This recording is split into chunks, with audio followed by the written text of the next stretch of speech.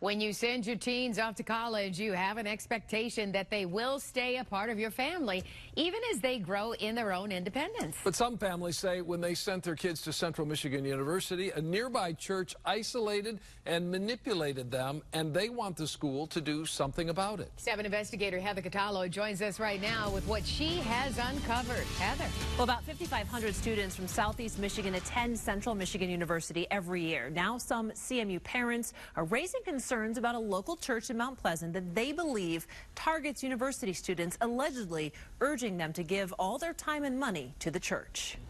Just to give it time, to trust in grace. Is Grace Church Mount Pleasant a tight-knit group of Christians, or is it a place of manipulation and spiritual abuse? We want to commune right up front. This is a sermon posted on the church's website, and it's this pastor's message that has some parents worried their children are being controlled.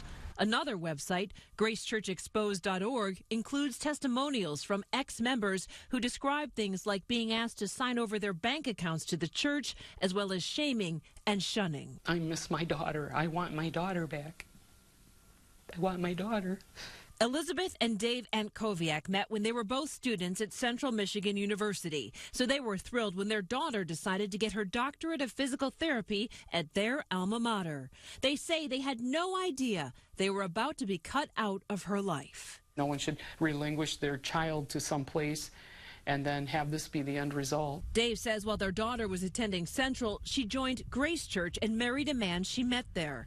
Dave says that's when she gave up on her career goals. The church seems to be controlling her more than everything. She always had lofty goals, she wanted to have a career. The Antkowiaks say their daughter now stays home with her 4 children. And the last time her parents tried to visit, she would not let them in the house without her husband's permission. We showed up and she said, I don't want you here without him here. He's the head of the household. The Antkowiaks blame Barry Flanders, the pastor of Grace Church. But they also say they're furious with their alma mater. They even passed out flyers at a recent alumni event in Detroit, warning others about the church. Grace Church is a block away from the CMU campus, and their signs say, "Welcome students."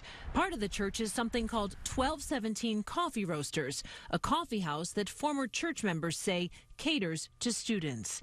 The Grace Church website also encourages CMU students to tune in to their televised Sunday sermons. The Antkowiaks and other former members say Grace Church starts making massive demands on the students' time and money. In online testimonials, one ex-member writes that she was told to sign a contract requiring her to, quote, surrender control of my bank account and personal life. There's also a registered student organization called Young Church Connection on campus that's affiliated with Grace Church. Heather Smith is CMU's Director of Communications. Several alumni feel that this church is targeting your students. Is there anything this university can do to prevent that? At this point, there's been no findings of criminal wrongdoing against this church. So there's really no means for us to be able to discriminate against this religious organization versus any other outside organization. But parents and alumni have reached out to the university and asked you to not allow this student group on campus. What's your response to that? So our student organization that's affiliated with this church has had no complaints against it that would violate our student code of conduct. Macomb native Ryan Soulard graduated from Central in 2015 and used to be a member of Grace Church. There's no accountability for the higher-ups. There's loss of individual freedoms. There's a lot of control, manipulation. It's all there. Tonight on Action News at 11, you'll hear much more of Ryan's story. The 7 investigators reached out to Grace Church pastor Barry Flanders, but he would not talk to us on camera. He has apologized in online posts to the people who have come forward on those websites and has said that he believes what ex-members are saying, but he has a different perspective. We have much more from his church elders on WXYZ.com. Be interesting to see if eventually he wants to speak with you. It seems as though if you want to clear the air, that would be the way to do it. He does not want to talk on camera. Just via email. But certainly gives parents a reason to pause. All right, thank you so much, Heather, as always. Thank you. All right, Wayne State University